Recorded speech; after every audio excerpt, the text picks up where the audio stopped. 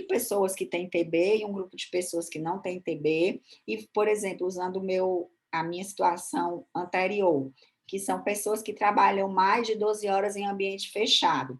Então, eu pego o tempo de trabalho de 12 horas das pessoas que tiveram ou não TB e o tempo de 12 horas em quem não teve TB e faço a razão de chance. Então, eu já tenho a doença posta, eu só vou investigar a exposição.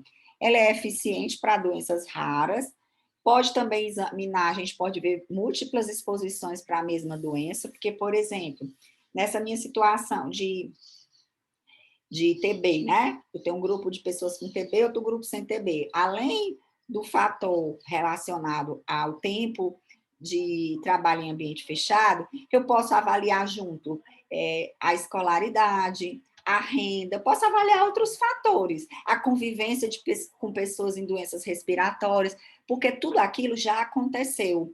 Então, se já aconteceu, eu vou investigar e não requer, como no estudo de coorte, que você faça um acompanhamento, porque a doença já está posta. Entretanto, como você vai falar de algo que já aconteceu, você também não tem como estabelecer a relação temporal entre a exposição e o agravo. Você também pode ocorrer maior erro. Por quê? Porque você vai depender da memória daquela pessoa. Então, às vezes, você está aqui tentando investigar se aquela pessoa, por exemplo, com tuberculose, sei lá, ela convive com pessoas que têm doenças respiratórias de forma mais frequente. A pessoa não lembra. Se for igual a mim, então, que tem uma memória bem curtinha, estou ruim para trabalhar, para ser participante de estudo caso controle. E aí, infelizmente, também você só pode estudar um desfecho. Por quê?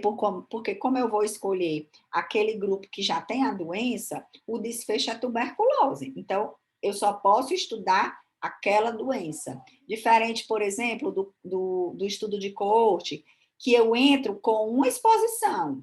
Eu posso entrar com uma ou com mais exposições, mas eu posso estudar várias doenças. Por exemplo, se a exposição que eu estou estudando é exposição ao tabaco, eu posso estudar o tabaco e o risco de câncer de mama, o tabaco e o risco de câncer de pulmão, o tabaco e o risco de doenças cardiovasculares, né? Por isso que, se você lembrar lá na pirâmide, o estudo caso-controle também, ele tem um padrão de evidências muito mais alto do que o estudo de coorte tem um padrão de evidências mais alto que o caso controle, né? Porque você acompanha durante todo o tempo a história natural da doença. Aqui não, a doença já aconteceu, você vai apenas em busca de entender quais são os fatores e você só pode estudar uma doença por cada grupo. Por exemplo, estudo caso controle sobre exposição precoce ao leite de vaca e ocorrência de diabetes mellitus tipo 1 em Campina Grande, Paraíba. Então, aqui, eles querem ver se as pessoas que têm diabetes tipo 1, se tem alguma relação com o uso do leite de vaca enquanto crianças, né? Então, aqui um estudo de caso controle que foi constituído por 128 indivíduos de ambos os sexos. Foram entrevistadas 64 mães dos portadores de diabéticos e 64 mães de controles. Então, 64 mães aqui tinham crianças, né, adolescentes diabéticos, 64 não tinham.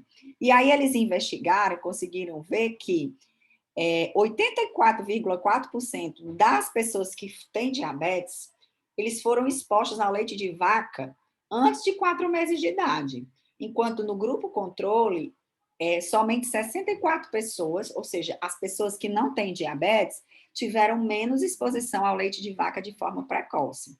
Então, na análise multivariada, a associação foi o seguinte, que a pessoa tem uma odds de 4,09, ou seja, ela tem 3 vezes as crianças que foram expostas ao leite de vaca de forma precoce, tem 3 vezes mais chance de ter diabetes do tipo 1. Eu posso dizer que o leite de vaca causou a diabetes? Não. Não. Quando eu falo em razão de chance, eu não posso dizer que foi a causa, mas eu já me atento para entender que as pessoas, as crianças com diabetes tipo 1, elas foram expostas ao leite de vaca de forma mais precoce. Então, o leite de vaca tem uma associação, a exposição precoce ao leite de vaca tem uma associação estatisticamente significante com o diabetes. Então, pode não ser a causa, mas como eu teria uma chance maior de desenvolver, a gente já pode trabalhar esse dado com as mulheres para que evitem ofertar leite de vaca de forma precoce aos seus filhos. Muito embora a gente saiba que o diabetes tipo 1 não é ocasionado por esse tipo de adoecimento, né? Não é necessariamente causado por isso. Então, aqui são as... Legal, achei Hã? bonito. Achei tudo bonito, bem redondinho, achei. Amiga, quantitativa é assim, tudo é redondo, tudo se encaixa. Quando você começa a ler e entender, você consegue ver direitinho que as coisas fazem sentido, né? Óbvio que a gente tem que ter cuidado com o que a gente está estudando para que realmente faça sentido e as variáveis confundidoras, elas não venham a nos atrapalhar, como no caso a história lá do café, né? Uhum. Então, por isso que a gente precisa pesquisar, tem coisas que a gente não entende e que a gente vai pesquisando, por exemplo, a Covid é algo muito novo, então várias hipóteses vão surgindo, e que mais para frente essas hipóteses elas podem até ser refutadas, né? Mas se sabe que a atividade física, por enquanto, é um fator protetor. Eu estava com o meu nutricionista esses dias fazendo a consulta, e ele está desenvolvendo o doutorado dele, fez com algumas pessoas que tiveram Covid, e ele viu que pessoas assintomáticas que fizeram atividade física tiveram um déficit proteico e imunológico menor do que as pessoas assintomáticas que não fizeram atividade física, ou seja, a atividade física parece ser protetora, né, em relação às pessoas que têm Covid, e assim os estudos vão começando. Então, aqui é só para a gente ter mais clareza, né, as diferenças entre o corte e o controle, que às vezes a gente fica confuso. Lembrar que a corte, ela sempre parte de dois grupos sadios, e aqui o que nós vamos estudar é a exposição, né? E aqui, o caso controle, a gente já parte com um grupo doente. Nós vamos tentar entender as exposições. Aqui a gente vai partir da exposição para entender a incidência da doença, né? Como é que a doença aparece nos grupos, com a incidência da doença nos grupos expostos e não expostos. Aqui, a doença já apareceu, eu vou só tentar entender os fatores, né, a exposição que causou essa doença. Então, na corte eu trabalho com risco, no caso controle eu trabalho com chances, que é a odds, né, e tem cada um as suas possibilidades de vantagem e desvantagem. Aqui é outra questão gráfica, né, sempre lembrar que a corte é todo mundo sadio, eu vou estudar o que é que causa cada exposição, né? Já no caso controle, não, eu vou estudar pessoas doentes e sadias para ver a que eles foram expostos que podem ter se relacionados à doença. Aqui eu conheço a doença, vou procurar a exposição. Aqui eu conheço a exposição, o fator de risco. Eu vou procurar as doenças para esses fatores de risco. E nós temos o estudo experimental. Então, esse é um estudo muito importante, estudo padrão ouro, onde o pesquisador se coloca de forma ativa, né? Ele vai expor a essa exposição, ele vai alocar, ele vai direcionar essa exposição, que a gente chama de intervenção, porque se ele não alocar a exposição, ele é um estudo observacional, né? Que pode ter ou não comparação. Mas se ele faz essa intervenção, ele é um estudo experimental. Se essa alocação da intervenção for uma alocação aleatória, né, ou seja, probabilística, onde todos os participantes têm a mesma chance de ter ou não a intervenção, é o que a gente chama do ensaio clínico randomizado, né? Se eu não tiver condições de randomizar, eu definir qual grupo vai receber a intervenção, ele é um quase experimental, ou seja, não randomizado. Por exemplo, na minha tese, eu criei um aplicativo, e com esse aplicativo eu queria dar aula, queria comprovar, né, que esse aplicativo ele ia propiciar mais, ia facilitar o conhecimento de um determinado grupo de alunos. Então, eu poderia ter chegado, aí tinha a turma de manhã, da tarde e da noite. Eu poderia ter escolhido, o aplicativo eu vou fazer com a turma da manhã e a aula tradicional com a turma da noite. Se eu tivesse escolhido direcionar, ele não seria um estudo randomizado, ele seria um estudo não randomizado, ou seja, um ensaio clínico quase experimental. Por quê? Porque houve a interferência do pesquisador na hora de escolher a intervenção, né? Mas, como eu não fiz isso, eu randomizei, eu sorteei qual era o grupo que ia ter a intervenção ou não, eu dei a mesma possibilidade da manhã, da tarde e da noite, eles tiveram a mesma chance de fazer parte da intervenção, porque foi um sorteio. E aí, esses são estudos bem mais valorosos.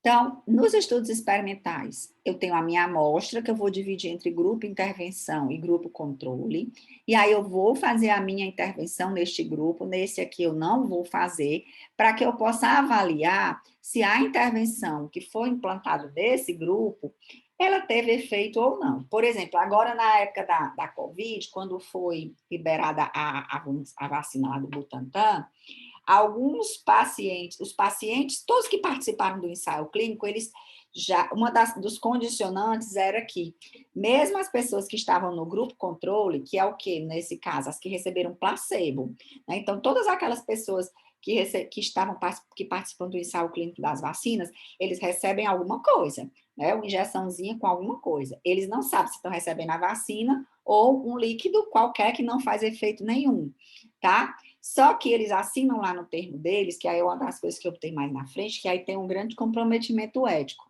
Se você acha que a vacina ela é boa, ela é eficaz, por que você só vai dar para um grupo e não vai dar para outro? Mas para a pesquisa, a gente precisa fazer essa comparação para realmente saber se a vacina tem eficácia. Então, uma das questões é que você se compromete que após o término do estudo, se a sua hipótese, né, de que a vacina ela é eficaz, você tem que garantir para o grupo controle, que foi aquele grupo que não recebeu a vacina, que recebeu um placebo, ele precisa receber a intervenção, ele precisa receber a vacina. Então, por exemplo, quando começaram a vacinar com as vacinas do Butantan, as pessoas que participaram da pesquisa, elas foram informadas em casa se elas faziam parte do grupo intervenção ou do grupo controle. Porque quem fez parte do intervenção já recebeu a vacina. E quem fez parte do grupo controle teria que ir para lá se vacinar. Né? Isso eles só puderam fazer depois, porque como esses estudos geralmente eles são cegados, ou seja, nem o paciente sabe o que é que ele está recebendo, nem as pessoas, a maioria dos pesquisadores fica no máximo uma pessoa que fica sob o controle dessa distribuição, e essa pessoa não pode participar ativamente da administração das drogas e tal, tem uma série de questões para realizar esse tipo de estudo. Mas aqui eu tenho como saber, obviamente, é um estudo muito controlado, onde o pesquisador ele tem que ter a despeito da intervenção que ele vai fazer, ele tem que ter um controle muito grande sobre as outras variáveis para realmente ele poder afirmar que aquela vacina, no caso, né, aqui que eu estou citando, teve ou não efeito. Então, pode ser feito com um grupo ou mais de um grupo submetido à intervenção, tá?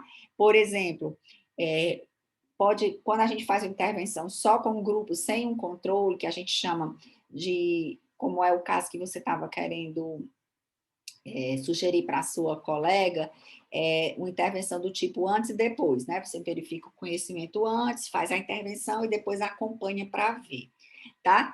Ele é possível de ser feito, mas quando se vai trabalhar, isso a gente pode fazer com intervenções educativas, mas quando a gente vai trabalhar com produtos farmacológicos, o protocolo exige que a gente tenha pelo menos 2 grupos, o que vai receber a intervenção e o controle que não vai receber a intervenção ou que recebe uma outra intervenção que não é padrão, que já é padrão. Por exemplo, no caso da vacina, A intervenção é o pessoal que está tomando a vacina e o grupo controle é o pessoal que não está tomando vacina. Ou eu produzi uma droga que eu acho que seja melhor. E que está pronto? Já está aí? Pois já são 20 para as 5. Um grupo que tem, que eu estou fazendo uma medicação, né? Estou testando a nova medicação. Então, eu vou aplicar minha nova medicação aqui no grupo de intervenção e eu quero testar para saber se ela é eficiente, mais eficiente do que a medicação A, que já existe no mercado. Então, eu tenho que comparar a minha medicação com a medicação que existe no mercado. Então, eu trago para cá a intervenção padrão, que é a medicação A.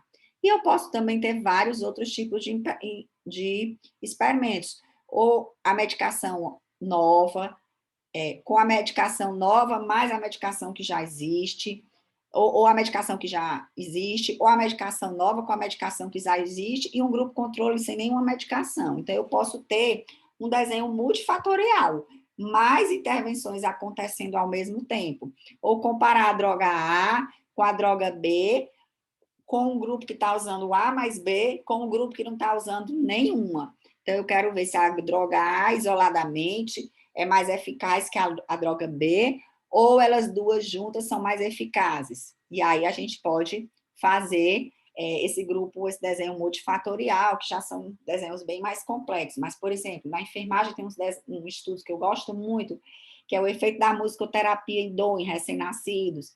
Aí tem uma tese aqui, acho que até aqui do Ceará, uma colega que fez um estudo assim, só o uso da musicoterapia, a musicoterapia mais glicose, mais a chupetinha de glicose a 25%, e um outro grupo de bebês que não teve nenhuma intervenção. Então, isso já é um ensaio clínico multifatorial, que ele tem mais de uma intervenção acontecendo.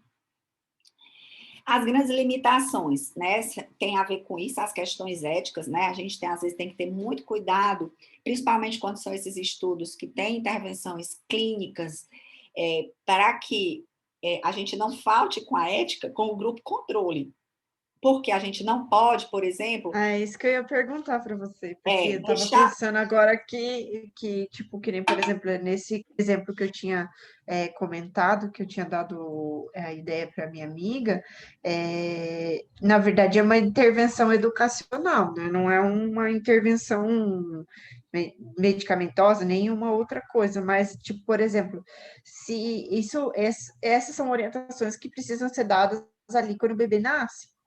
Isso, mas E daí, tipo, não tem como eu fazer essa intervenção depois não, tem para não. o grupo que não recebeu nada, entende? Mas aí você parte do princípio hoje que, assim, que já existem pessoas que não recebem essa intervenção. E aí isso tem que ficar muito claro para o comitê de ética, né? Você tem que deixar muito claro que você quer comprovar essa hipótese. Você acredita que dar intervenção é melhor, mas que não dá, também não vai pôr a criança em risco. Entendeu? Você não pode deixar nenhuma brecha para que o comitê de ética ache que em algum momento essa criança vai estar em risco. Como, por exemplo, um dos grandes escândalos éticos ocorreu no século XX, nos Estados Unidos, quando, logo no início, que as pessoas queriam entender, alguns pesquisadores queriam entender a história natural da sífilis. Então, já existia a penicilina, ela já era comprovada como, né, extremamente eficaz contra a sífilis, mas eles escolheram uma população de 400 afro-americanos para não fazer o tratamento da sífilis, né? Quer dizer, as pessoas achavam que tinham sido tratadas e, de fato, não tinham, para que eles pudessem observar o desenvolvimento da doença nessas 400 pessoas. Aí isso não pode fazer. Por quê? Porque você está deixando de dar o tratamento que a pessoa precisa. Então, por exemplo, qual é o grande problema que as gestantes não podem tomar medicações? É porque os testes clínicos não são feitos em gestantes. Por quê? Porque como o teste ainda está em experimento, é um risco muito grande colocar a vida da gestante e da criança em risco para testar um medicamento. Então, não é que nenhum medicamento seja bom e eficaz para a gestante, é que não existem testes. Por quê? Porque você precisa comprovar para o comitê de ética que os riscos que aquelas pessoas que vão participar da pesquisa serão submetidos não podem pôr, não podem prejudicá-los, os possíveis riscos. E, claro, se sempre tem risco, pesquisa, e como é que você, enquanto pesquisador, vai poder minimizar e ajudar as pessoas que sentirem, que se colocarem em risco. Então, quando você faz um ensaio clínico em relação a atividades educativas, se aquele grupo que não vai receber as orientações já acontece, já existe, não tem orientações, e mesmo assim aquelas pessoas não estão em risco de vida ou riscos graves, ok, você pode justificar, mas você pode até não ser aprovado pelo comitê de ética, né? Então, essa questão ética é uma das grandes limitações desse estudo, porque precisa estar muito claro como é que você vai desenvolver aquela pesquisa sem pôr o grupo controle em grande risco, tá? O risco ele tem que ser aceitável. Para o comitê de ética, toda pesquisa existe risco. Agora, o risco ele tem que ser aceitável, ele tem que se sobrepor, os benefícios têm que se sobrepor aos riscos, tá? E aí você precisa, claro, de uma população que seja estável e cooperativa, porque para você ter controle sobre a intervenção, aquela população você precisa garantir, ela precisa lhe garantir que ela não está fazendo outra coisa além daquele seu tratamento. Por exemplo, no meu TCC de especialização de estomaterapia, a gente fez um ensaio clínico para testar uma biomembrana no tratamento de pacientes com pé diabético. Então, a gente tinha que ter pacientes que a gente ia ter certeza que ele não ia chegar em casa no outro dia, tomar banho, trocar o curativo e colocar outro remédio ali. Por quê? Porque se ele colocasse outro remédio, ele iria comprometer os resultados do nosso estudo, né? E também uma outra dificuldade desse tipo de estudo é que se você estiver testando coisas, né, intervenções que os efeitos venham a longo prazo, você pode ter dificuldade nas conclusões, porque você pode perder essas pessoas que participam. Por exemplo, no caso da tua amiga, se for deixar para fazer essa avaliação com 1 mês, você vai ver que com 6 meses, talvez com 1 ano, ela não consiga avaliar todas as crianças que ela começou, entendeu? Então, tem que ter cuidado com isso quando você vai fazer intervenções a longo prazo, porque se ela perder muitas crianças, aquele resultado ele não vai ficar um resultado tão consistente. Mas é um estudo que a gente permite ver claramente a sequência dos eventos, porque você controla a exposição, né? Você, como pesquisador, que dá a exposição. Tem simplicidade na análise dos dados, é super simples, né? É difícil desenvolver o estudo, né? Um estudo metodologicamente muito complicado, mas os dados apresentados, eles são extremamente simples de ser analisado, porque você faz a comparação de média, você faz uma correlação, a depender do que você está estudando. E aí eles são menos suscetíveis a vieses de informação e seleção, porque você não vai... Na seleção, você vai randomizar e as informações você vai pegar a tempo e a hora. A pessoa não vai precisar ter uma memória para isso, você vai estar acompanhando. Mas eles geralmente são estudos maiores, né, que requer mais gasto, precisa de uma amostra de maior porte, e aí isso entra como desvantagem, a questão ética também. Aqui é um exemplo, geralmente essas revistas de Qualis 1, elas são muito receptivas a esse tipo de estudo. Então, aqui, ó, esse objetivo foi comparar os scores de conhecimento de úlcera de pressão das equipes que participam ou não de intervenções educativas. Então, eles pegaram um grupo de intervenção que tiveram intervenções educativas e um grupo de profissionais controle que não tiveram intervenções educativas extras e foram avaliar em relação a algumas questões de um instrumento já validado, o conhecimento desses profissionais. Então, por exemplo, esse item 5, é importante massagear as regiões de proeminência óssea se estiverem hiperemiadas. A gente sabe que isso é um item falso. Então, ó, houve uma diferença estatisticamente significante após a intervenção, né? Você percebe que antes o conhecimento deles era iguais dos dois grupos, tanto do controle como do intervenção. Depois da intervenção educativa, ó, o grupo controle que tinha 23 respostas positivas, né, corretas, passou para 48, enquanto o grupo controle que não tinha intervenção, 13 pessoas que responderam correto, foi diminuir, baixou para 9. Então, a gente pode perceber que em alguns momentos, e no final, a conclusão geral do estudo é essa, que o grupo que tem a intervenção educativa, ela favorece ao conhecimento sobre úlcera por pressão.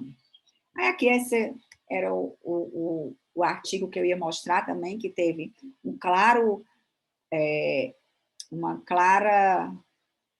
desvio de método, né? É bem difícil, é bem sutil, mas aqui também, como esse treinamento foi propiciado pelos pesquisadores, a gente não poderia caracterizar como um estudo de coorte, mas sim como um ensaio clínico, tipo antes e depois, né? Um estudo clínico. E aqui as nossas referências.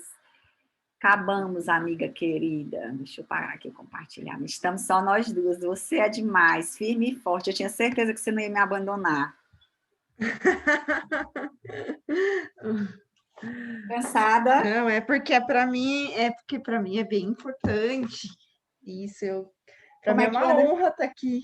Amiga, como é que anda a tua dissertação? Então, ainda estou terminando os ajustes Ó, o grupo, para me enviar para o comitê. tu tinha me falado do grupo de pesquisa, e eu não, assim, eu não te aperriei nem tu, nem a Gisele, porque eu sabia que vocês estavam aperreadas aí com a história dos trabalhos de vocês. Mas Você quer parar de gravar? é mesmo. Deixa eu nem... Senão é muita coisa para você É, cortar. deixa eu ver aqui.